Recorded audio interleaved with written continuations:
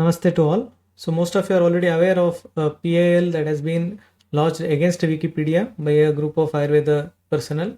If you go into the Wikipedia website and directly type the terminology Ayurveda, so you will get the home page where certain discriminatory words are used. So as you can see here in the first paragraph itself, it is mentioned as Ayurveda being a pseudo-scientific. It's an alternative medicine with historical roots in the Indian subcontinent. Of course, there are few changes that are already been done here. In the previous version, it was even worse by using words like quacks and all, but certain changes are there, but complete changes are not done till. So the Supreme Court has received a PIL based on the 32nd section. So the writ petition number you can see, and the petitioner is Ayurvedic Medical Medicine Manufacturers Petitioner Organization of India, ANMOI. Basically, they are a group from Kerala. So the content in the writ petition is, as you can see on the screen, certain of the information like government has given separate ministry for Ayurveda, which means definitely it's a accepted kind of science, and many of the derogatory terminology like quacks have been removed now, of course, by editing in Wikipedia, but still there are certain other information there. So whatever is there is utterly absurd, poorly researched and prejudiced just to tarnish the image of Ayurveda, and it's a, you can say, it hampers the confidence of many of the Ayurveda practitioners across India, and many institutions which are giving education to students, which means of course it's a globally accepted kind of science. And of course recently the WHO has also given prime importance to Ayurveda, but Supreme Court in its hearing has given this information. The judges are, you can see, Popanna and Pamidigantam Sri Narasimha. So these are the two honorable judges who have listened to this, and they observed that you can edit the Wikipedia article. So this is a oral observation, it is not written in the decision there. So what he has given, or what they have given in the decision is, having heard the learned counsel of the petitioner, we see no reason to entertain a petition under Article 32, which means they have dismissed the petition, telling that you can directly, or you can say you can use other means for editing the article, and they don't have any role in this.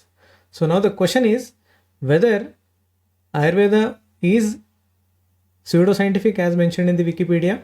So that we are going to see in this video. The video was already uploaded prior, but due to the coincidence and the necessity of the time, I am re-uploading the same, where research in Ayurveda is discussed, which directly proves that Ayurveda is not a pseudoscience but a evidence-based science. So kindly watch this.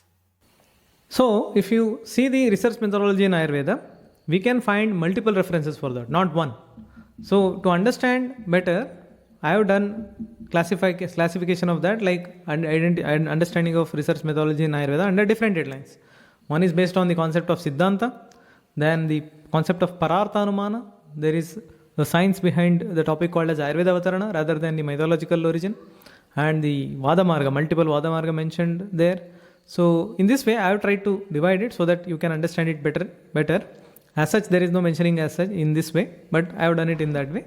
So before going into the topic of Ayurveda, just we'll see how research is conducted in today's era or in any era. As soon as you get a new idea, like you are going somewhere, you saw the drug, and you are in a particular situation where you want to find out something very badly, so you got an idea. So that idea is considered to be novel idea, like none of the others had till now. You developed in instantly. First thing what you do is you go to the library and you go to certain other resources, maybe internet, and then you identify whether the topic is already dealt by somebody else. So initially you will go through the history related to that particular thought, whether there is already some information or entirely new. If it is there, then how much work is done? So from where should I continue? And after that, when you come to a conclusion like it's a new idea or partially done, what you do? You will plan the research. Initially you will get an hypothesis in the sense you will have a rough idea that if it is in relation to drug and trial, you will have an idea that this drug may be beneficial in this disease. So this could be the hypothesis. So initially you will develop the hypothesis. So once you develop the hypothesis, now the target is to see whether it is true or false. So for that, what you do, you will take it for multiple trials. So trials could be the clinical trials, it could be the laboratory trial, or it could be the animal trial, anything. But trials is necessary. Once you do the trials, you will have the results in your hands. So once the results are there in your hands, you will compile it in the analysis part and you will present it in front of the experts. You will be presenting it in front of the experts of the field. And the experts of the field will decide like the worth of your research, whether it is worth or not. If it is worth, how it can be applied, how it can be continued further, or what changes can be made. So in that way, they will be giving the expert advice. If they are not satisfied, they will just reject it. So ultimately, your research will be on the negative side. Ultimately, you have done a research work. Whether you have got the result or not, irrespective of that, you have done the research work. So this is the routine idea, what people think when we think of research. So those things are represented here in multiple images. So you can get the idea what I mean. So in general, if you note it down, initially the thought process, previous works done, you will go through that. Develop an hypothesis. Then how to conduct the trial, that is materials and methodology. Not trial, the conducting of research work.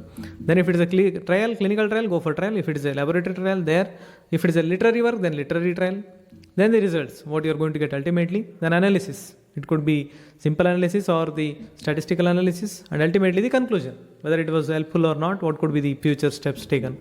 So in this way, the generalized table can be made for steps of research methodology. Now we will try to get an idea regarding Ayurveda, whether research was present or not.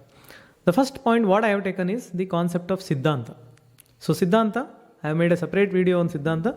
We'll just see in brief what is the definition of Siddhanta. Siddhanto nama sayah parikshakaihi bahuvidam pariksha etubhischa sadahitva sthapyate nirnayah.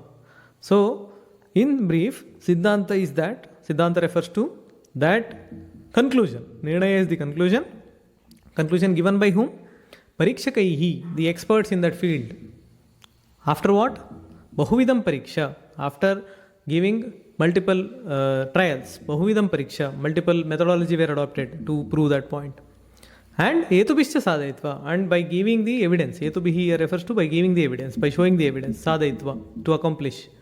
That is called as Siddhanta. So Siddhanta is the one which is the conclusion of a well-planned trial by the experts of the field, by showing the proper evidence to the universe.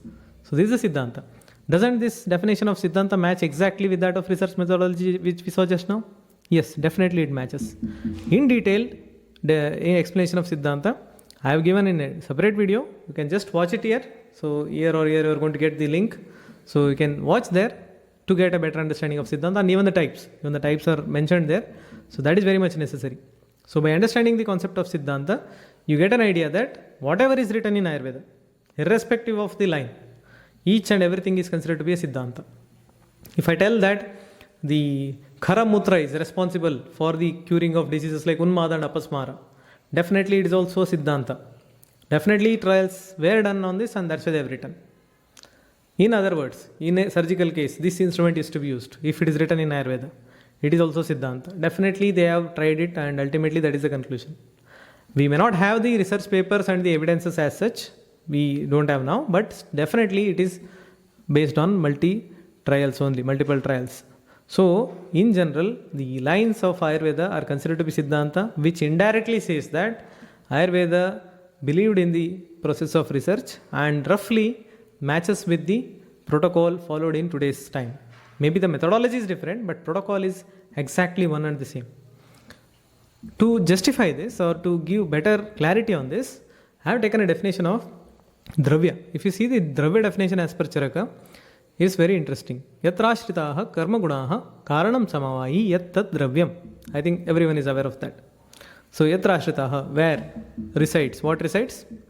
Karma gunaha, karma and guna, where they reside. Samavayi karanam, and they are responsible, and it is considered to be the Samavayi karana, that is irreplaceable, which cannot be separated. Tad dravyam. So that is considered to be the dravya. Yat karma gunaha ashritaha cha samavayi karanam tad dravya. So in that way you can take the shloka in your own words. So that is considered to be dravya. So now, after reading this shloka, you just observe, he has mentioned karma initially followed by the guna. So karma initially followed by the guna. So imagine you see a new plant in your area and you taste it and you felt that it is having a madhura rasa. and you try to search in the book whether this drug is available, what are the properties, and you did not get that. So it is a new drug. You can take rather than new drug, the information on this drug is not available. So this could be your new research. So what you do, you identify the Rasapanchaka of that, whatever is applicable, whatever is possible by you, and with sharing with the experts the information, and maybe trials if it is required. Ultimately you bring out your result that this and this drug is having this Rasapanchaka and beneficial in this dosha prakopavastha and beneficial in this disease. It will be your conclusion. So basically what you are doing is you are seeing the karma. You give it to the patient and see whether the patient gains weight, whether the patient loses weight. You give it to the patient, see whether the patient develops vomiting or doesn't develop vomiting. Give it to the patient and see whether the mass reduces or not. Give it to the patient and see whether the headache reduces or not. Ultimately you say that this and this drug is having this and this property. So basically what is happening is, by seeing the karma, by seeing the function of a drug, we are assessing its guna. So this is nothing but the retrospective study. So retrospective research, what we call in today's time, is nothing but the principle mentioned here, that is karma gunaha. So by seeing the karma, we are able to apply the guna. So in the phase 4 study of the today's modern research, so the medicine or the drug is already out in the market.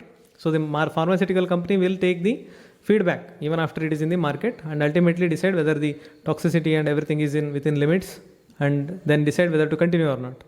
So basically again they are seeing the retrospective study. If multiple people die, if multiple people develop some complication, they may withdraw the drug. So is it not the same? Karma gunaha. See the karma, see the action of that drug on the human or animal or anyone, and ultimately see its guna, whether it is toxic or not. So you are seeing the death and saying it is toxic. You are seeing the congenital anomaly of the baby because of that drug, and then you say this is having this and this property. So karma guna. So this definition itself is sufficient for us to say that the retrospective study, what is done in today, is mentioned in this shloka. So I applied Vidana Tantra Yukti here. So by applying Vidana Tantra Yukti, I saw karma is mentioned first. I got a question, why karma, why not guna? Then I analyzed and I got an idea regarding this, that research can be done initially, but karma is identified first. Another example, you are going in a forest, you saw a particular fruit, very beautiful, very attractive. As soon as you saw that, you tasted it, you developed diarrhea instantly. You say that later it is having excessive saraguna. So saraguna was diagnosed later, not diagnosed, identified later, after seeing the lakshana of the atisara. If the person dies, then you say it is having visha. Again, karma guna. Initially karma followed by guna. So multiple examples can be given in this way. But definitely I have given here to say that the types, even the variants of research methodology, what is followed now, they can also be traced back in this way. They may not be written in direct shloka form, but we have to identify by applying various ways of studying the Samhita. I have applied Vidana Tantra Yukti here. So in that way. So one thing is clear, any principle written in Ayurveda is after multiple researches only. It is the conclusion part. How it is done and all, we have lost that part, but we can get back the idea how they have done. So one topic is complete, that is the concept of Siddhanta. And just don't forget to watch the video of Siddhanta, very detailed. And second point what I want to focus is Parartha Anumana. So Anumana is of two types. So one is Swartha Anumana, that is for me to understand myself, to convince myself. Parartha Anumana, to convince someone else. If there is imagine if there is the general example what is taken is the smoke. So I am convinced that there is fire.